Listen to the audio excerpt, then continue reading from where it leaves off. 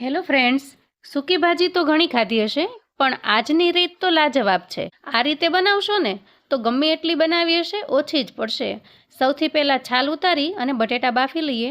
કોથમીર, ફુદીનાના પાન, આદુ અને મરચાંને પીસી તેની પેસ્ટ બનાવી લઈએ. બટેટા બફાઈ જાય એટલે એક કડાઈમાં 1 ચમચો ઘી લઈ અને એમાં જીરું ઉમેરીએ. અહીં ઘીનો ટેસ્ટ ખૂબ જ સરસ લાગે છે. તમે તેલ પણ નાખી શકો છો. શિંગદાણા ક્રશ કરી અને નાખી દઈએ. ત્યારબાદ બટેટા ઉમેરી દઈએ અને તીખાનો ભૂકો, સ્વાદ પ્રમાણે મીઠું, સંચળ, અડધા લીંબુનો રસ નાખીએ. ટેસ્ટને બેલેન્સ કરવા માટે 1 ચમચી દળેલી ખાંડ ઉમેરીએ અને મિક્સ કરી દઈએ. એના અંદર આપણે તૈયાર કરેલી પેસ્ટને ઉમેરી દઈએ તો એકદમ ગ્રીન ભાજી તૈયાર થશે.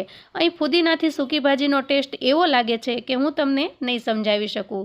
એના માટે તમે ઘરે જાતે જ બનાવવાની ટ્રાય કરજો, બહુ મસ્ત લાગે છે.